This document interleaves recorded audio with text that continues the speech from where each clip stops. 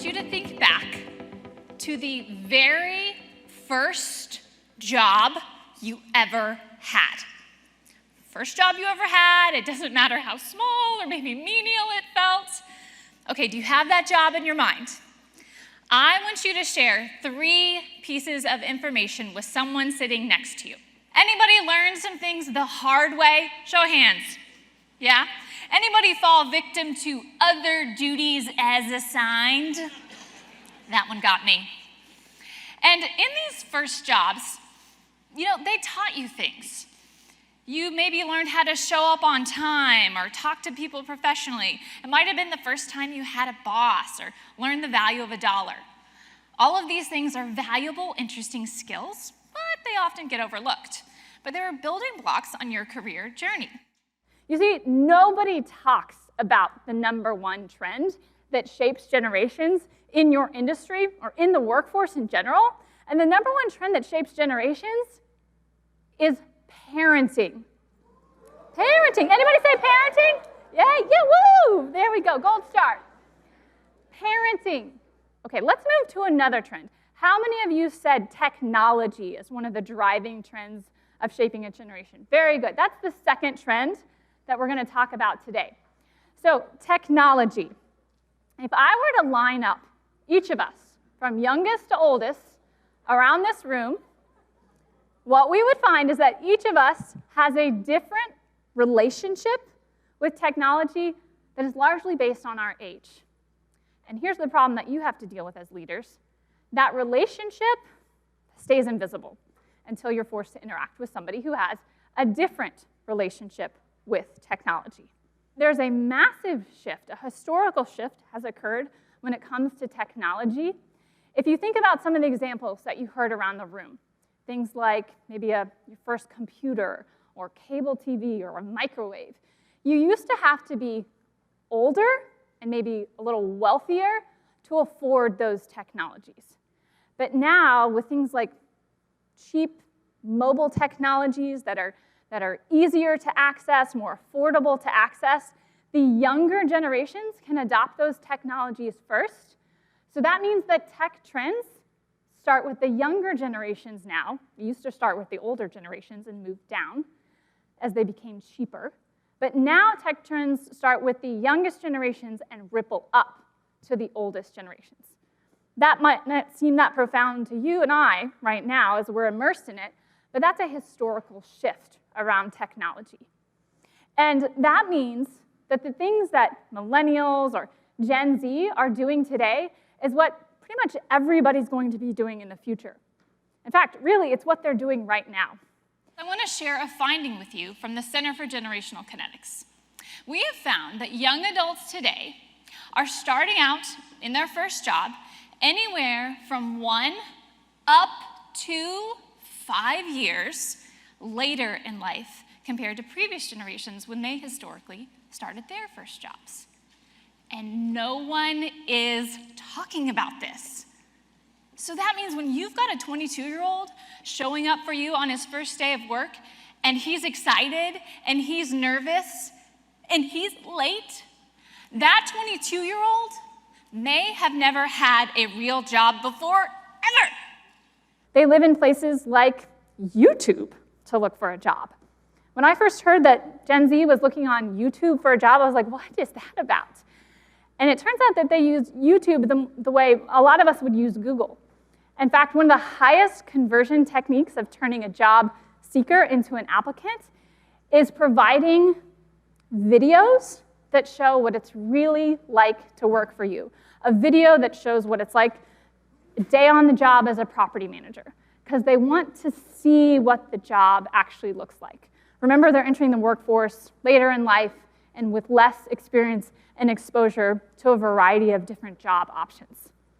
Baby boomers, you are a generation that we still need so desperately. You have so many skills that other generations don't have. You can read maps that don't talk to you.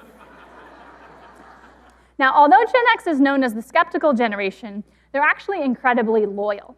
But their loyalty is cemented through individual relationships rather than through institutions.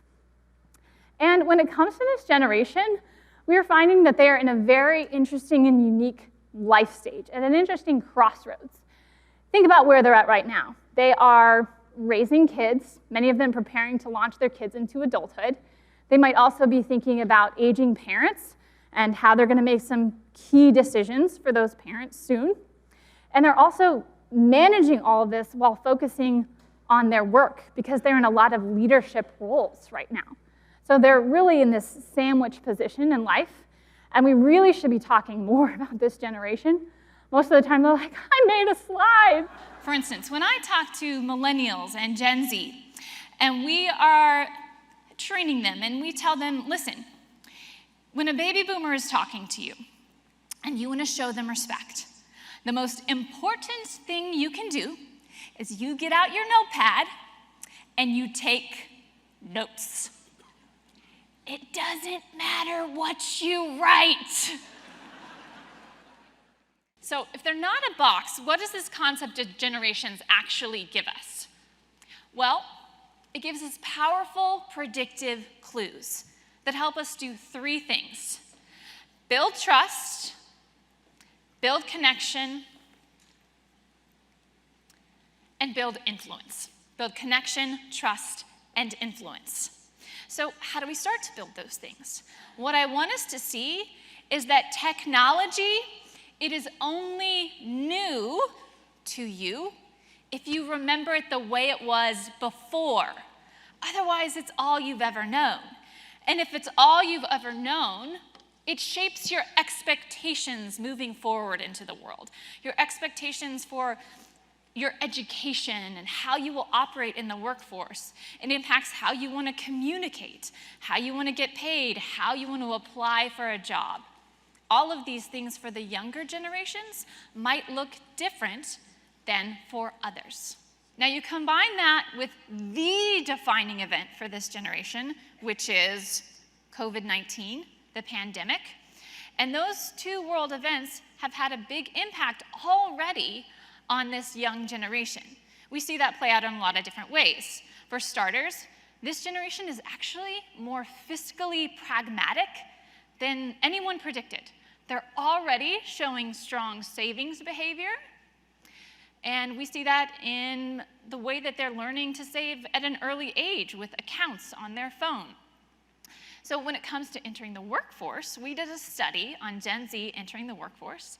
So the age at which you get your first smartphone, turns out it's younger than ever before now. It's about 12 years old. In fact, the age at which you get your first smartphone is more important to this generation than when you get your driver's license. Teenagers that we interview today aren't interested in getting a driver's license. Now, when I first heard that, I scratched my head and I was like, not interested in a driver's license? How many of you rushed out as soon as you turned 16 to get your driver's license? Yes, because what did it give us? Freedom, right? You could leave. Whereas this generation, they don't equate it with freedom. They equate it with responsibility. Well, that sounds fun. No, many of them equate freedom with very fast internet. Boomers believe there are no shortcuts to success. You must pay your dues. They believe in policies and protocols and procedures. You must use a fax cover sheet. What is a fax? Last strategy that I want to give you, I want you to give these generations ongoing quick hit feedback. These are the feedback generations. Now here's the problem with that. Many people who came into the workforce at an earlier time, the mindset was, if the boss is talking to me, I've done something wrong. Whereas millennials came of age with the exact opposite mindset. If the boss isn't talking to you, something is wrong. Now this is not an hour-long sit-down session. It's not the annual review. In fact, if the only time that you're going to give them feedback is the annual review, you're going to need to change the title to Exit Interview, because we aren't going to stay. What we're talking about is frequency of feedback, not necessarily these long sit-down sessions, but on-the-spot, quick-hit feedback that lets us know how we're doing. In fact, Gen X is the one generation that will come up to me after a talk and they will say, wow, that was really good. I didn't expect it to be good. thank you, I think. And then they'll say, can we see the data that you were referencing? And I'm like, awesome, that's great. Nobody else asked to see our data. But that's because they want to make sure things are trustworthy, verifiable, they're into the details. They make great managers and leaders. In fact, millennials will often come up to us and say, you know, it feels like Gen X doesn't like me. We say, no, no, no, they just don't believe you yet.